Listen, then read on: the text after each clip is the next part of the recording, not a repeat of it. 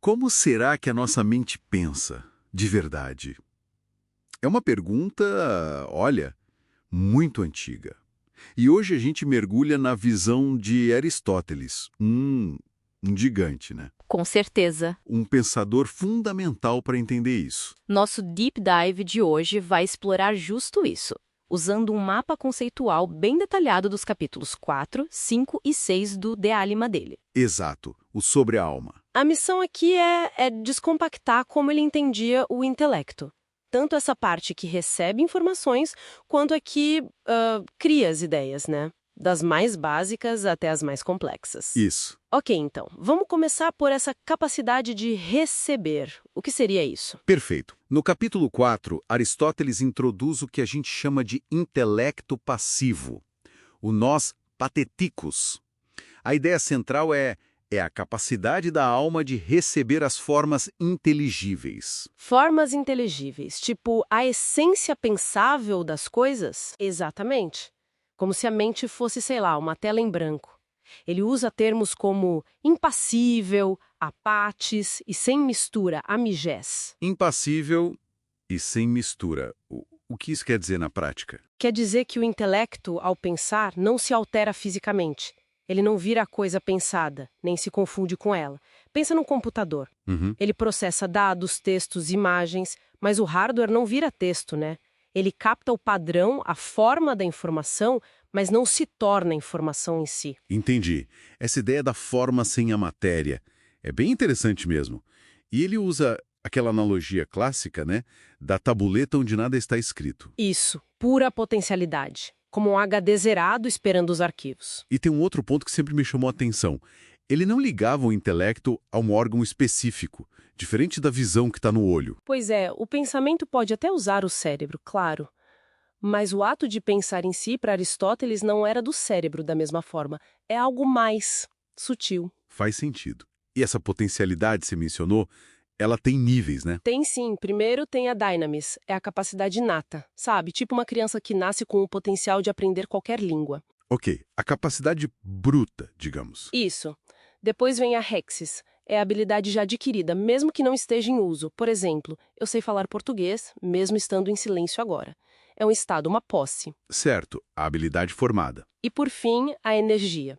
É o ato mesmo, o exercício da habilidade. É pensar ativamente sobre algo, como estamos fazendo agora ao discutir essas ideias. Dinamis Rexis Energia. Capacidade, habilidade, ato. Legal. Ok, então temos essa parte que recebe, que aprende, que está em potencial. Mas como isso vira conhecimento de fato? Como a gente pensa ativamente? Aí a coisa fica mais profunda. É onde entra o capítulo 5 e o famoso, talvez até um pouco misterioso, intelecto ativo, o nous poieticus. O intelecto ativo, o que produz, então? Se o passivo recebe? Exatamente. O ativo é o que produz, o que ilumina, o que atualiza essas formas inteligíveis que estavam só em potencial no passivo.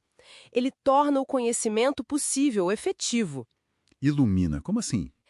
Pensa na analogia que o próprio Aristóteles usa. A luz. A luz não cria as cores dos objetos, né? Não, ela só permite que a gente veja as cores que já estão lá. Pois é. O intelecto ativo seria como essa luz para os conceitos. Ele não cria os conceitos do nada, mas ilumina eles, tornando-os compreensíveis, atualizando o potencial do intelecto passivo para que ele possa, de fato, aprender. Uau! É uma imagem poderosa. E as características desse intelecto ativo? Lembra de serem bem diferentes. São sim. Ele também é descrito como separado, impassível, sem mistura. Mas Aristóteles vai além. Ele diz que o intelecto ativo é imortal e eterno. Imortal e eterno? Separado da nossa mente individual? Como assim? Parece quase uma força cósmica da inteligibilidade, né? Ele não dependeria de uma pessoa específica pensando. Conceitos universais tipo matemática, pi, leis da física, existiriam por meio dessa atividade intelectual pura. Então, mesmo que ninguém estivesse pensando em pi, a ideia de pi, possibilitada por esse intelecto, existiria. Pela lógica aristotélica, sim. E tem mais. Ele estaria sempre em atividade. Não tem essa de ora pensa, ora não pensa. Ele é ato puro.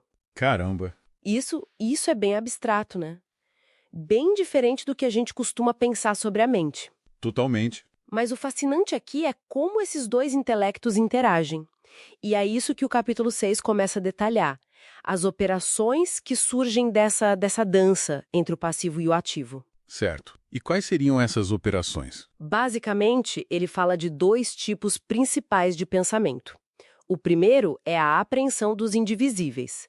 É quando a gente capta noções simples, básicas. Indivisíveis? Tipo o quê? Tipo a ideia de unidade, ou de ponto, ou de ser. Conceitos que não são, em si, verdadeiros ou falsos. Você simplesmente capta a noção ou não. Ah, entendi. Como a ideia de zero ou de infinito.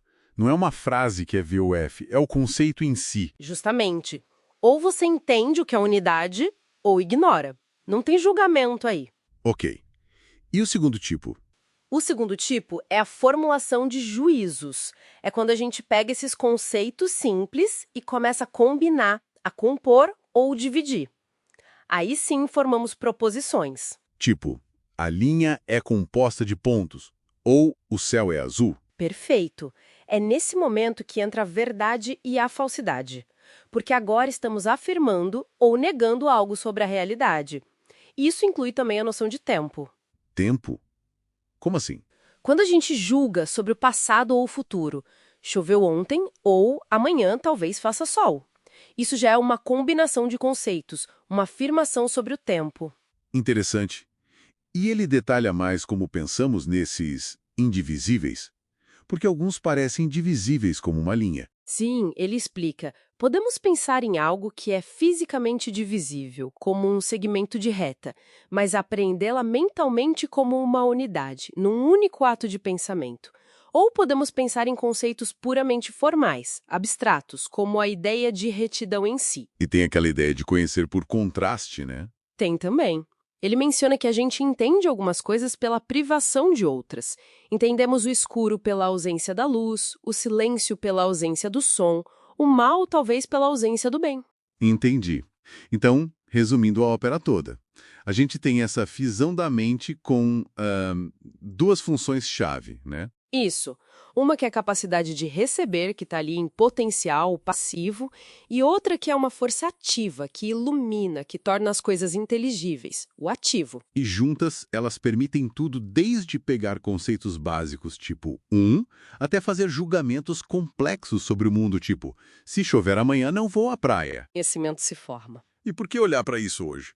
Qual a relevância de desenterrar Aristóteles nesse ponto? Olha, eu acho que ajuda muito a gente a pensar sobre a própria natureza do conhecimento. Como é que a nossa mente interage com a realidade para compreendê-la? Será que é só um processo passivo de receber dados, como um sensor? Ou tem algo mais, uma atividade interna nossa que estrutura tudo? Pois é, essa visão do intelecto ativo, mesmo que pareça estranha hoje, força a gente a pensar.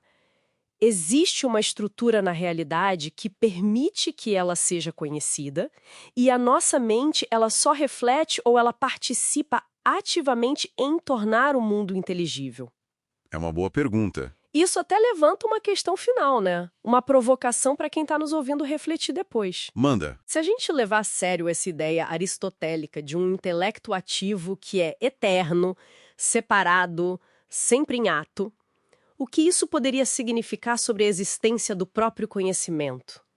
Será que as verdades universais, os padrões que a gente descobre na matemática, na física, será que eles teriam alguma forma de existência própria, independente da nossa capacidade individual de pensar neles ou descobri-los?